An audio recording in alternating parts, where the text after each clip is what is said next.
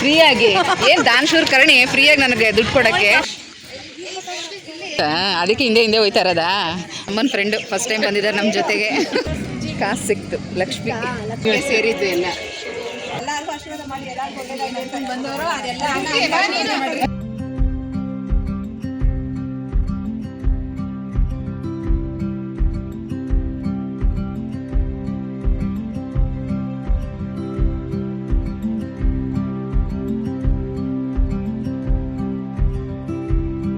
ಜಗವೇ ನೀನು ಗೆಳತಿಯೇ.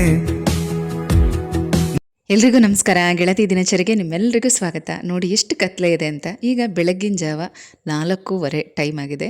ಎಷ್ಟು ಪ್ರಶಾಂತವಾಗಿದೆ ವಾತಾವರಣ. ಈಗ ಸ್ನಾನ ಮಾಡಿ ಪೂಜೆಗೆ ರೆಡಿ ಆಗಬೇಕು. ಎಲ್ರಿಗೂ ಸ್ನಾನ ಆಯಿತು. ಈಗ ದೀಪಮ್ಮ ಎಲ್ಲ ರೆಡಿ ಮಾಡ್ಕೊಳ್ತಾ ಇದ್ದೀವಿ ಕುತ್ಕೊಂಡು. ತುಂಬ ಕತ್ಲೆ. ಈಗ ಟೈಮ್ ಆಗಿದೆ ಬೆಳಗ್ಗೆ 5:15.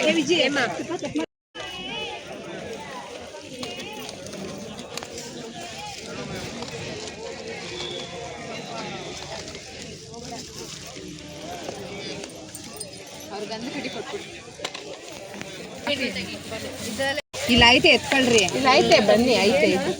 ಈ ಬ್ಯಾಗ್ಗಳೆಲ್ಲ ಸ್ವಲ್ಪ ಸೈಡ್ ಮಡಿಕೊಂಡು, ತಟ್ಟೆ ಎಲ್ಲ ಮಧ್ಯಕ್ಕೆ ಮಡಿಕೊಳ್ರಿ. ಕಡೆಗೆ ಹಾಕೊಳ್ರಿ ಒಂದೊಂದು.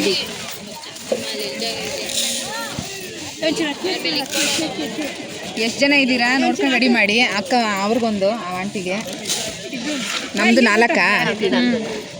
ಎಲ್ಲ ಪೂಜೆ ಸಾಮಗ್ರಿಗಳನ್ನ ನಾವು ಮನೆಯಿಂದನೇ ರೆಡಿ ಮಾಡಿ ತೊಗೊಂಡು ಹೋಗಿದ್ವಿ. ಅರ್ಲಿ ಮಾರ್ನಿಂಗ್ ನಾವು ಈ ರೀತಿ ದೀಪ ಹಚ್ಚಿ ಪೂಜೆ ಮಾಡೋದ್ರಿಂದ ಅಲ್ಲೆಲ್ಲ ಏನೂ ಸಿಗಲ್ಲ. ಹಾಗಾಗಿ ಅಡಿಕೆ ತಟ್ಟೆ, ಮಣ್ಣಿನ ದೀಪ, ಎಲೆ, ಅಡಿಕೆ, ಬಾಳೆಹಣ್ಣು, ಹೂಗಳು, ತುಪ್ಪದ ಬತ್ತಿ ಒಂದು ಬಾಕ್ಸ್ ಫುಲ್ಲು ನಾನು ಮಾಡಿ ತೊಗೊಂಡು ಹೋಗಿದ್ದೆ. ಎಲ್ಲರ ದೀಪಕ್ಕೂ ಆಯಿತು. ಮತ್ತು ಹರಳಿ ಮರದ ಹತ್ರ ಪೂಜೆ ಮಾಡ್ತೀವಿ, ಅಲ್ಲೂ ಕೂಡ ತುಪ್ಪದ ಬತ್ತಿಗಳನ್ನೆಲ್ಲ ಹಚ್ಬೋದು. ಹಾಗೆ ಯಾವ್ಯಾವ ದೇವಸ್ಥಾನಗಳಿಗೆ ಹೋಗ್ತೀವೋ ಅಲ್ಲಿ ಹೊರಗಡೆ ಗರುಡ ಗಂಬ ಇರುತ್ತೆ ನೋಡಿ, ಅಲ್ಲೆಲ್ಲ ಹಚ್ಬೋದು. ಎಲ್ಲೆಲ್ಲಿ ಸಾಧ್ಯ ಆಗುತ್ತೆ ಅಲ್ಲೆಲ್ಲ ಹಚ್ಬೋದು ಅಂತ ಹೇಳಿ ಒಂದು ಬಾಕ್ಸ್ ಫುಲ್ಲು ಮಾಡಿ ತೊಗೊಂಡು ಹೋಗಿದ್ದೆ. ಇದನ್ನು ನಾವು ನೀರಲ್ಲಿ ಬಿಡೋದ್ರಿಂದ ಯಾವುದೇ ರೀತಿ ತೊಂದರೆ ಆಗೋದಿಲ್ಲ. ಮತ್ತು ಇದು ಕಸ ಕೂಡ ಅಲ್ವಾ. ಯಾಕಂದರೆ ಈಗ ಅಡಿಕೆ ತಟ್ಟೆ ಮತ್ತು ವೀಳ್ಯದೆಲೆ, ಬಾಳೆಹಣ್ಣು, ಹೂಗಳು ಇದೆಲ್ಲನೂ ಕೂಡ ನೀರಲ್ಲಿ ನೆಂದು ಬಿಟ್ಟರೆ ಮೀನುಗಳು ತಿನ್ಕೊಳ್ಳುತ್ತೆ. ಹಾಗೆ ಬಾಳೆಹಣ್ಣಿನ ಬದಲಾಗಿ ಖರ್ಜೂರ ಕೂಡ ಇಡ್ಬೋದು. ಈ ತಟ್ಟೆಲಿ ಹೆಚ್ಚಿಗೆ ಏನು ಹಾಕಕ್ಕೆ ಹೋಗ್ಬಾರ್ದು, ಯಾಕಂದರೆ ಅದು ನೀರಿನಲ್ಲಿ ತೇಲೋದಿಲ್ಲ, ಮುಳುಗೋಗ್ಬಿಡುತ್ತೆ. ಹಾಗಾಗಿ ಚಿಕ್ಕ ಚಿಕ್ಕ ದೀಪಗಳು, ಏಲಕ್ಕಿ ಬಾಳೆಹಣ್ಣು ಇಟ್ಟರೆ ಒಳ್ಳೆಯದು. ಇಲ್ಲ ಅಂದರೆ ಎಲೆ ಅಡಿಕೆ ಜೊತೆಗೆ ಖರ್ಜೂರ, ಬಾದಾಮಿ ಈ ಥರ ಡ್ರೈ ಫ್ರೂಟ್ಸು ಕೂಡ ಇಡ್ಬೋದು, ತುಂಬಾ ಒಳ್ಳೆಯದು. ಅದನ್ನೆಲ್ಲ ಮೀನುಗಳು ತಿನ್ನುತ್ತೆ. ನಮ್ಮ ಅಪ್ಪನೂ ರೆಡಿಯಾಗಿ ನಿಂತ್ಬಿಟ್ಟಿದ್ದಾರೆ. ಬರೀ ಹೆಣ್ಮಕ್ಳೇ ಹೋಗ್ತಾರೆ ಅಂತ ಅವರು ಕೂಡ ನಮ್ಮ ಜೊತೆಗೆ ಬಂದಿದ್ದಾರೆ.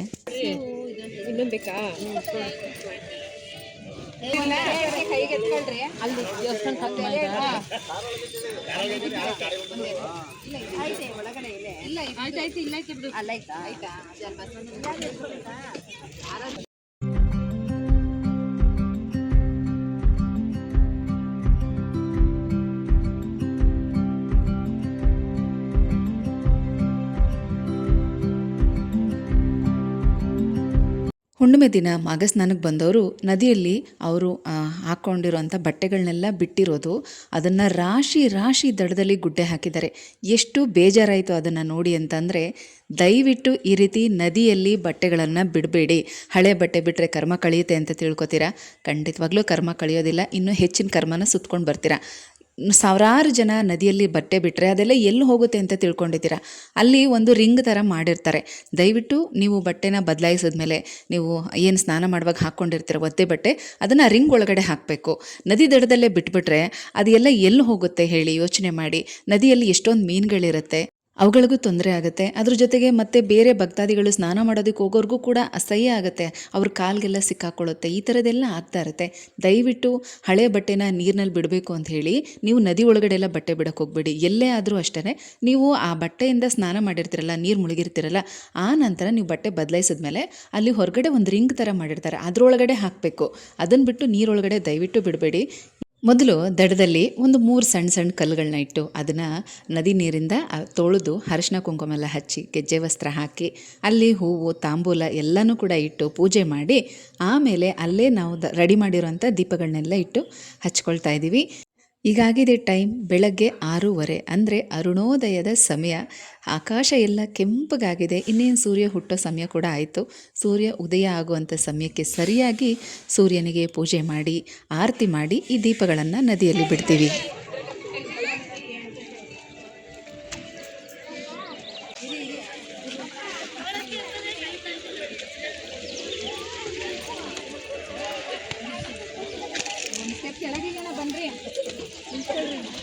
ಎಲ್ಲರೂ ಕೂಡ ಕೈಯಲ್ಲಿ ಹೂವು ಅಕ್ಷತೆ ಎಲ್ಲನೂ ಇಟ್ಕೊಂಡಿದ್ದೀವಿ.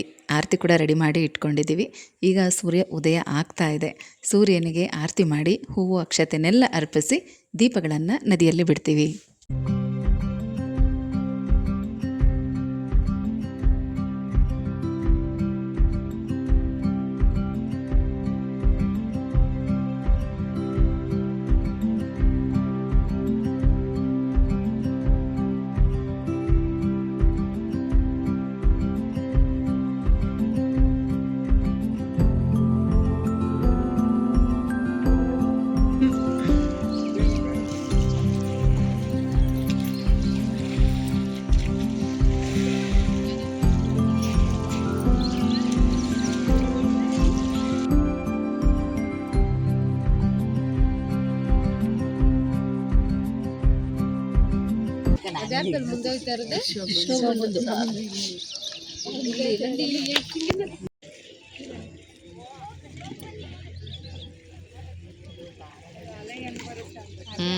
ಗಾಳಿ ಹೆಂಗ್ ಬೀಸುತ್ತೋ ಹಂಗೆ ಹೋಗುತ್ತೆ ಅಷ್ಟೇ.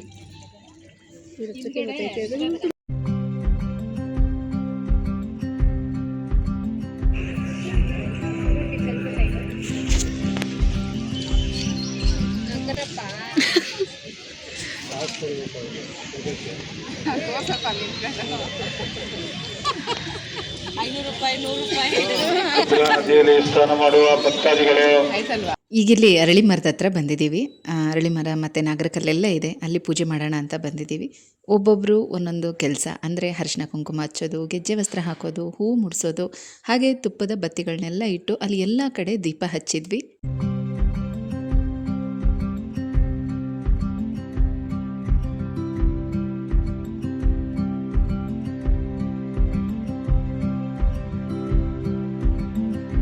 ಅರಳಿ ಮರದ ಪೂಜೆನೂ ತುಂಬ ಚೆನ್ನಾಗಾಯಿತು. ಪೂಜೆ ಮುಗಿಯೋಷ್ಟೊತ್ತಿಗೆ ಚೆನ್ನಾಗಿ ಬೆಳಕಾಗಿದೆ, ನೀವೇ ನೋಡ್ತಾ ಇದ್ದೀರಲ್ವ.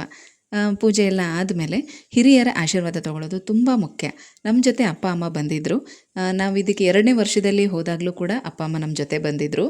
ಹೋದ ವರ್ಷ ಹೋಗಲಿಲ್ಲ, ನಮ್ಮ ಮನೆಯದು ಕನ್ಸ್ಟ್ರಕ್ಷನ್ ನಡೀತಾ ಇತ್ತು, ಹಾಗಾಗಿ ಹೋದ ವರ್ಷ ಹೋಗಲಿಲ್ಲ. ಈ ವರ್ಷವೂ ಅಪ್ಪ ಅಮ್ಮ ನಮ್ಮ ಜೊತೆ ಬಂದಿದ್ದಾರೆ.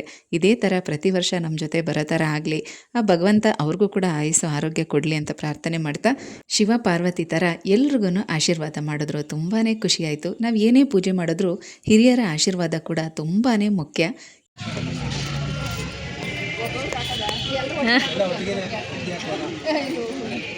ದೇವರೆಲ್ಲರನ್ನೂ ಚೆನ್ನಾಗಿ ಆಯುಷ್ಯ ಆರೋಗ್ಯ ಕೊಟ್ಟು ಒಂದು ಸ್ಥಾನ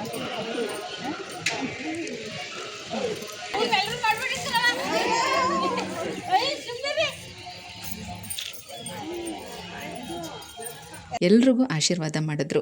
ಅದಾದಮೇಲೆ ಹಿರಿಯ ಮುತ್ತೈದೆಯರಿಗೆ ಮೊದಲು ಕುಂಕುಮ ಕೊಡಬೇಕು. ನಮ್ಮವರೇ ಅಂತಲ್ಲ, ಅಲ್ಲಿ ಯಾರೇ ಇದ್ರೂ ಅವ್ರಿಗೂ ಕೂಡ ಕೊಡಬೇಕು. ಹಾಗಾಗಿ ನಮ್ಮಮ್ಮ ಮತ್ತು ಅವ್ರ ಫ್ರೆಂಡು ಕೂಡ ಜೊತೇಲಿ ಬಂದಿದ್ದರು. ಅವರಿಬ್ರಿಗೂ ಮೊದಲು ಕುಂಕುಮ ಕೊಟ್ಟು ಆಶೀರ್ವಾದ ತೊಗೊಂಡು ಆಮೇಲೆ ಅಲ್ಲಿ ಬಂದಿರುವಂಥ ಬೇರೆಯವ್ರಿಗೂ ಕೂಡ ಕೊಟ್ವಿ. ಹರಳಿ ಮರದ ಹತ್ರ, ನದಿ ತೀರದ ಹತ್ರ ಮತ್ತು ದೇವಸ್ಥಾನದ ಹತ್ರ ಹೆಚ್ಚು ಕಡಿಮೆ ಒಂದು 60ರಿಂದ 70 ಜನಕ್ಕೆ ನಾವಲ್ಲಿ ಅರಿಶಿನ ಕುಂಕುಮ ತಾಂಬೂಲ ಎಲ್ಲನೂ ಕೂಡ ಕೊಟ್ವಿ. ಒಬ್ಬೊಬ್ಬರು ಒಂದೊಂದು ಗಿಫ್ಟ್ ಐಟಮ್ ಕೂಡ ತೊಗೊಂಡು ಹೋಗಿದ್ವಿ. ಕೆಲವರು ಬಳೆ, ಬ್ಲೌಸ್ ಪೀಸು ಮತ್ತು ಕೀ ಚೈನ್ಗಳು, ಆ ಥರ ಏನೇನೋ ಅವ್ರಿಗೇನು ಇಷ್ಟ ಬರುತ್ತೋ ಆ ಥರ ಎಲ್ಲ ತಂದಿದ್ರು.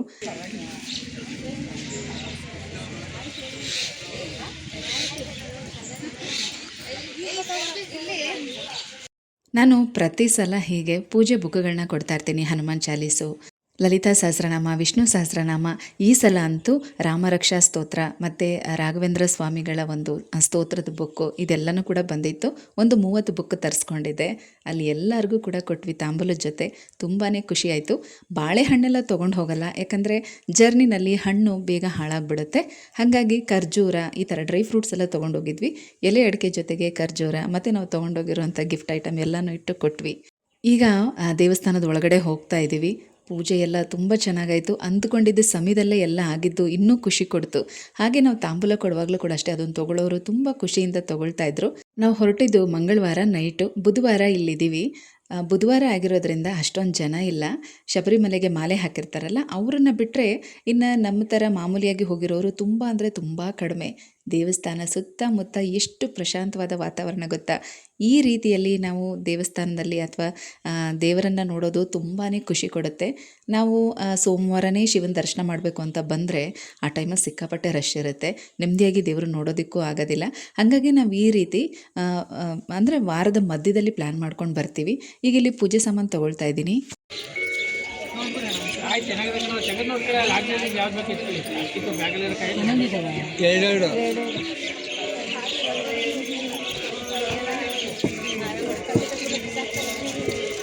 ಕಾಯಿ ಏನು ತಡಬಾರ್ದು, ಚೆನ್ನಾಗಿರೋ ಕಾಯಿ ಹಾಕಿರ್ತೀವಿ.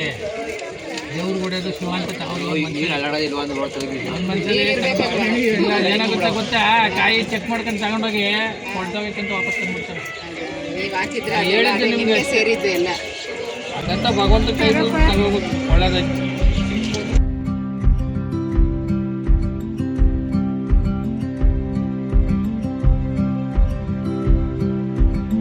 ಜೋಡಿ ಕಾಯಿ ಇರುತ್ತೆ. ಪೂಜೆ ಸಾಮಾನಿಗೆ 120 ರೂಪಾಯಿ ಹೇಳಿದ್ರು. ಎಲ್ಲರೂ ಕೂಡ ಪೂಜೆ ಸಾಮಾನು ತೊಗೊಂಡ್ವಿ. ದೇವರಿಗೆ ಕಾಯಿ ಹೊಡಿಸುವಾಗ ಜೋಡಿ ಕಾಯಿ ಹೊಡಿಸ್ಬೇಕು ಅಂತ ಹೇಳ್ತಾರೆ, ತುಂಬ ಒಳ್ಳೆಯದು. ಕಾಯಿ ಹೊಡಿಸೋದ್ರಿಂದ ಕಂಟಕ ಕಳೆಯುತ್ತೆ ಅಂತ ಹೇಳ್ತಾರೆ. ಅಕಸ್ಮಾತ್ ಏನಾದರೂ ದೇವ್ರಿಗೆ ಹೊಡಿಸೋವಂಥ ಕಾಯಿ ಕೆಟ್ಟೋಗಿದ್ರೂ ಕೂಡ ಯೋಚನೆ ಮಾಡಬೇಕಾಗಿಲ್ಲ. ಅದ್ರ ಬದಲಿಗೆ ಚೆನ್ನಾಗಿರೋಂಥ ಇನ್ನೊಂದು ಕಾಯಿ ಹೊಡೆದ್ರೂ ಕೂಡ ದೋಷ ಪರಿಹಾರ ಆಗುತ್ತೆ. ಮತ್ತು ಕಾಯಿ ಏನಾದರೂ ಕೆಟ್ಟೋಗಿದ್ರೆ ದೃಷ್ಟಿ ನಿವಾರಣೆ ಆಯಿತು ಅಂತಲೇ ತಿಳ್ಕೊಬೇಕು. ಈಗ ಒಳಗಡೆ ಬರ್ತಾ ಇದ್ದೀವಿ.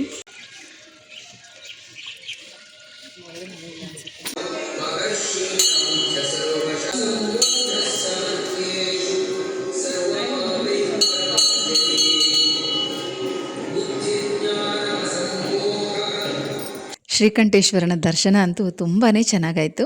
ಹೊರಗಡೆ ಬಂದಾಗ ನಿಮಗೂ ಗೊತ್ತಿರುತ್ತೆ, ಪಕ್ಕದಲ್ಲಿ ಬಸವಣ್ಣ ಇರ್ತಾರೆ, ಅಲ್ಲೇ ಮುಂದೆಗಡೆ ಬಿಲ್ವಪತ್ರೆ ಮರ ಇರುತ್ತೆ. ಆ ಮರದ ಹತ್ರನೇ ಎಲ್ಲರೂ ಕೂತ್ಕೊಂಡು ಬರೋರನ್ನೆಲ್ಲ ಕರೆದು ಕುಂಕುಮ ಕೊಡ್ತಾಯಿದ್ದೀವಿ. ಎಲ್ಲರೂ 5-5 ಜನಕ್ಕೆ ಇಲ್ಲಿ ಕೊಡ್ತಾಯಿದ್ದೀವಿ. ಇದೇ ಥರ ಕರೆದು ಕೂರಿಸಿ, ಇಲ್ಲಾಂದರೆ ಕೆಲವರೆಲ್ಲ ಪಾಪ ಒಂದು ಕಡೆ ಅವ್ರಿಗೆ ಗ್ರೂಪ್ ಮಾಡ್ಕೊಂಡು ಕೂತಿರ್ತಾರೆ. ಆಗ ಅವರಿರೋ ಕಡೆನೇ ಹೋಗಿ ಅಲ್ಲೇ ಕುಂಕುಮ ಎಲ್ಲ ಕೊಟ್ಬಿಟ್ಟು ಬರ್ತಾಯಿದ್ದೀವಿ. ತುಂಬಾ ಚೆನ್ನಾಗಾಯಿತು. ನಾವು ಅಂದ್ಕೊಂಡಿದ್ದಕ್ಕಿಂತ ತುಂಬ ಚೆನ್ನಾಗಾಯಿತು ನೋಡಿ. ನಾವು ಒಬ್ಬೊಬ್ಬರೇ ಏನಾದರೂ ಮಾಡ್ತೀವಿ ಅಂದಾಗ ಈ ಥರ 50-60 ಜನಕ್ಕೆ ನಾವು ತಾಂಬೂಲ ಕೊಡೋದು, ಗಿಫ್ಟ್ ಕೊಡೋದು ಸ್ವಲ್ಪ ಕಷ್ಟ ಅನಿಸುತ್ತೆ, ಮತ್ತು ಸ್ವಲ್ಪ ಖರ್ಚು ಜಾಸ್ತಿ ಅನಿಸುತ್ತೆ. ಈ ರೀತಿ ನಾವು ಗ್ರೂಪಲ್ಲಿ ಮಾಡ್ಕೊಂಡಾಗ ಹೆಚ್ಚಿಗೆ ಜನಕ್ಕೂ ಕೊಡ್ಬೋದು, ಖರ್ಚು ಕಡಿಮೆ ಆಗುತ್ತೆ. ಅದೇ ಥರ ಪ್ಲ್ಯಾನ್ ಮಾಡ್ಕೊಂಡು ಮಾಡಿದ್ವಿ, ತುಂಬ ಚೆನ್ನಾಗಾಯಿತು. ಹಾಗೆ ಇನ್ನೂ ಒಂದಷ್ಟು ನಾವೇನು ಡ್ರೈ ಫ್ರೂಟ್ಸ್ ಎಲ್ಲ ತೊಗೊಂಡೋಗಿದ್ವಿ, ಅದೆಲ್ಲ ಉಳಿದಿತ್ತು, ಹೂವೆಲ್ಲ ಉಳಿದಿತ್ತು. ನನ್ನ ಫ್ರೆಂಡ್ ಅಂತೂ ಅಲ್ಲಿರೋರೆಲ್ರಿಗೂ ಒಂದು ರೌಂಡ್ ಪೂರ್ತಿ ಹೋಗಿ ಕುಂಕುಮ ಕೊಟ್ಟು ಆ ಖರ್ಜೂರನ್ನೆಲ್ಲ ಕೊಟ್ಟು ಖಾಲಿ ಮಾಡ್ಕೊಂಡು ಬಂದರು. ತುಂಬಾ ಚೆನ್ನಾಗಾಯಿತು. ದೇವಸ್ಥಾನದಲ್ಲಿ ಈ ರೀತಿ ಯಾರು ಏನೇ ಕೊಟ್ಟರು ತುಂಬ ಖುಷಿಯಿಂದ ತೊಗೊಳ್ತಾರೆ. ಮತ್ತು ಕೆಲವರು ನಾವು ಕರೀದಿದ್ರು ತಾವಾಗೇ ಬಂದು ಕೂತ್ಕೊಂಡು ಕುಂಕುಮ ತೊಗೊಂಡೋದ್ರು.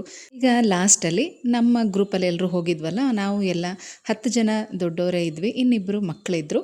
ಆ ಮಕ್ಕಳು ನಮ್ಮನ್ನೆಲ್ಲ ಕೂರಿಸಿ ನಮಗೆಲ್ರಿಗೂ ಕೂಡ ಕುಂಕುಮ ಕೊಟ್ಟು ಆಶೀರ್ವಾದ ತಗೊಳ್ತಾ ಇದ್ದಾರೆ. ಮಾಘ ಮಾಸದ ವ್ರತನ ಮದುವೆ ಆಗಿರೋರೇ ಮಾಡಬೇಕು ಅಂತೇನಿಲ್ಲ, ಪ್ರತಿಯೊಬ್ಬರು ಕೂಡ ಮಾಡಬಹುದು. ಮಾಘ ಸ್ನಾನ ತುಂಬಾ ಶ್ರೇಷ್ಠವಾದದ್ದು.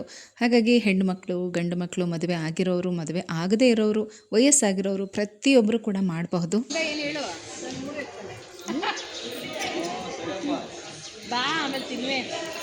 ಏಮಾಂಟಿ ಒಬ್ಬರು ಮಿಸ್ಸು. ದರ್ಶನ ಮುಗಿಸ್ಕೊಂಡು ಇವಾಗ ಈಚೆ ಬಂದ್ವಿ. ತುಂಬ ಚೆನ್ನಾಗಿ ದರ್ಶನ ಆಯ್ತಲ್ವ, ಅಷ್ಟೊಂದು ರಶ್ಶೇ ಇರಲಿಲ್ಲ. ಗೋಪುರ ಎಷ್ಟು ಚೆನ್ನಾಗಿ ಕಾಣಿಸ್ತಾ ಇದೆ.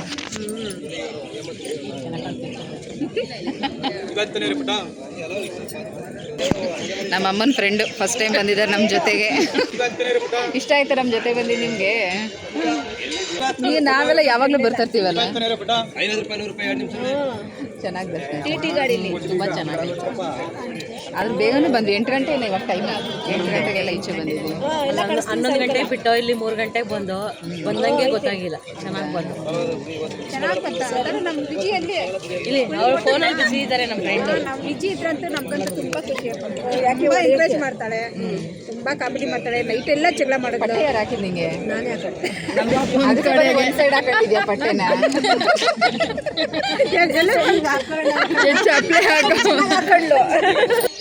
ವಲ್ಲಭ ಸಮೇತ ಗಣೇಶ ದೇವಸ್ಥಾನ ಅಂದರೆ ಕೃಷ್ಣನ ಜೊತೆ ಇರೋದು ಗಣೇಶ ಅಂತ.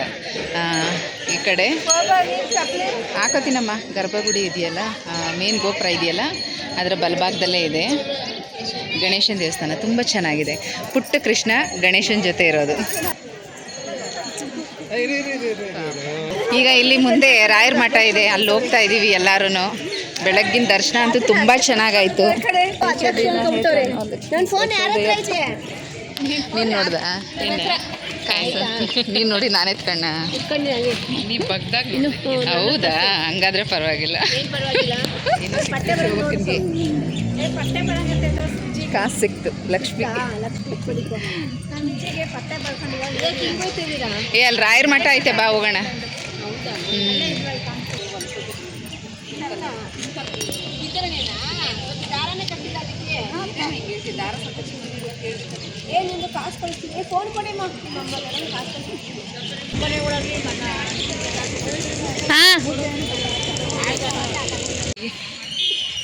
ಬೇಡ ಅಂತಲ್ಲ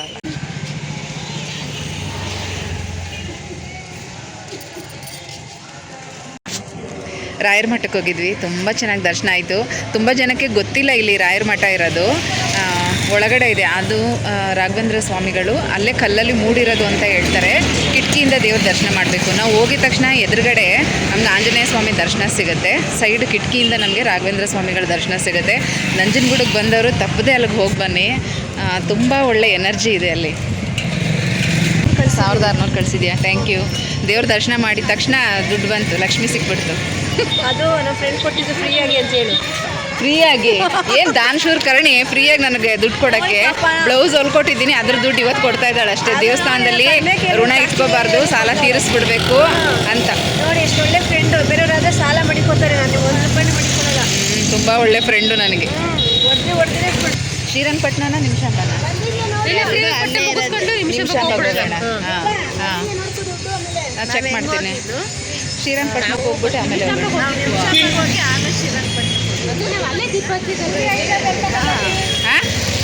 ಆಮೇಲೆ ಪುರಿನ ಇಲ್ಲೇ ತಗೋಬೇಕು ಇವತ್ತು ಇಲ್ಲಿನ ಗ್ರಾಮ ದೇವತೆಗೂ ಕೂಡ ವಿಶೇಷವಾದಂಥ ಪೂಜೆ ಇತ್ತು ಎಲ್ಲರೂ ತಂಬಿಟ್ಟಿನ ದೀಪ ಮತ್ತು ಪೂಜೆ ಎಲ್ಲ ಮಾಡಿಸ್ತಾ ಇದ್ರು ತುಂಬ ಅಂದರೆ ತುಂಬಾ ರಶ್ ಇತ್ತು ಹೇಗೂ ಬಂದಿದ್ದೀವಿ ಆ ದೇವಿನೂ ದರ್ಶನ ಮಾಡೋಣ ಅಂಥೇಳಿ ನಾವು ಲೈನಲ್ಲಿ ನಿಂತ್ಕೊಂಡಿದ್ದೀವಿ ದೇವಿ ದರ್ಶನವೂ ತುಂಬ ಚೆನ್ನಾಗಾಯಿತು ಆದರೆ ಸಿಕ್ಕಾಪಟ್ಟೆ ರಶ್ ಇತ್ತು ನೀವು ನೋಡಿ ಇಲ್ಲಿಂದನೇ ದರ್ಶನ ಮಾಡ್ಕೊಳ್ಳಿ ಗ್ರಾಮ ದೇವತೆ ದರ್ಶನ ಮಾಡಿಕೊಂಡು ಹೊರಗಡೆ ಬಂದು ಹಾಗೆ ಒಂದು ಸ್ವಲ್ಪ ಶಾಪಿಂಗ್ ಮಾಡಿದ್ವಿ ಅಷ್ಟೇ ಕೆಲವರು ರುದ್ರಾಕ್ಷಿ ಹಾರ ತೊಗೋಬೇಕು ಅಂತ ಇದ್ರು ಮತ್ತು ಸೂರ್ಯನ ತೊಗೋಬೇಕು ಅಂತ ಇದ್ರು ಅಂದರೆ ಈ ವಾಸ್ತು ದೋಷ ನಿವಾರಣೆಗೋಸ್ಕರ ಮನೆ ಮುಂಭಾಗ್ಲಲ್ಲಿ ಅಥವಾ ವ್ಯಾಪಾರ ಮಾಡುವಂಥ ಕಡೆ ದೇವ್ರ ಮನೆ ಹತ್ರ ಎಲ್ಲ ಕಡೆನೂ ಹಾಕ್ಬೋದು ತಾಮ್ರದ್ದು ಅದನ್ನೆಲ್ಲ ತೊಗೊಳ್ಳೋಣ ಅಂತ ಹೇಳಿದ್ರು ಹಾಗೆ ಒಂದು ನೋಡ್ಕೊಂಡು ಹೋಗ್ತಾ ಇದ್ದೀನಿ ಈ ಥರ ನಾವು ವಿಭೂತಿ ಗಟ್ಟಿ ವರ್ಷಕ್ಕೆ ಅಥವಾ 2 ವರ್ಷಕ್ಕೆ ಈ ಥರ ಬಂದಾಗ ಇಲ್ಲಿಂದನೇ ತೊಗೊಂಡು ಹೋಗೋದು ನಂಜನಗೂಡು ಮಾದೇಶ್ವರನ ಬೆಟ್ಟ ಇಂಥ ಕಡೆ ಬಂದಾಗಲೇ ತೊಗೊಂಡು ಹೋಗೋದು ನಾವಿರೋ ಕಡೆನೂ ಗ್ರಂಥಿಗೆ ಅಂಗಡಿಗಳಲ್ಲಿ ಎಲ್ಲ ವಸ್ತುಗಳನ್ನು ಸಿಗುತ್ತೆ ಆದರೆ ಇಂಥ ಕಡೆಯಿಂದ ತೊಗೊಂಡೋಗಿದ್ದಕ್ಕೆ ಒಂದು ರೀತಿ ಮಹತ್ವ ಜಾಸ್ತಿ ಅನ್ನೋವಂಥ ನಂಬಿಕೆ ಅಲ್ವಾ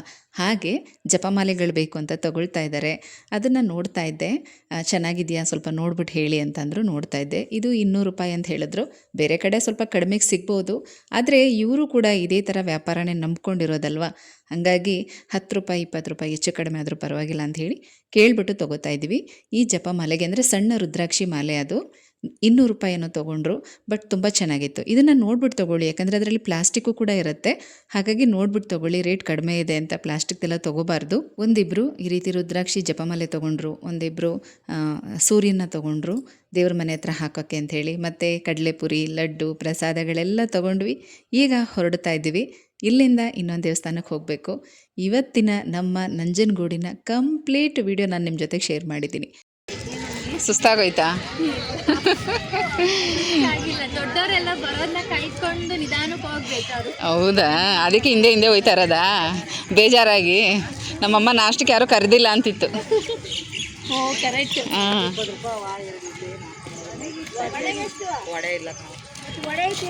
ಹಾಂ ನಾಷ್ಟಕ್ಕೆ ಯಾರು ಕರೆದಿಲ್ಲ ಅಂದಲ್ಲಮ್ಮ ಇಡ್ಲಿ ತಿಂದ್ರೆ ಮಾತ್ರ ಅವ್ರಿಗೆ ಇಡ್ಲಿ ಬರೀ ವಡೆ ಕೊಡಲ್ಲ ಸಾಕಾಗುತ್ತೆ ಬಾ ನೀ ಸಾಕಾಗಿಲ್ಲ ಅಂದ್ರೆ ಒಂಚೂರು ಕಳಿಸ್ಬಿಟ್ಟು ತಿನ್ಕೊಂಡು ಆಗೋದಿದೆಯಲ್ಲ ಏನ ನೀರೇ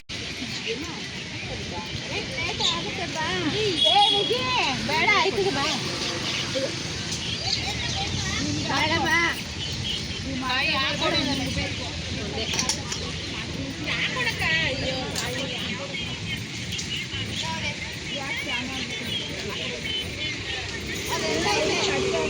ಎರಡೈತೆ 2 ಪ್ಲೇಟ್ ಕೊಡು ಅವ್ರಿಗೊಂದು ಅವ್ರಿಗೆ ಕಟ್ಟೆ ಐತೆ ಒಂದೊಂದು ಕೊಡು ತಗೊಳ್ಳಿ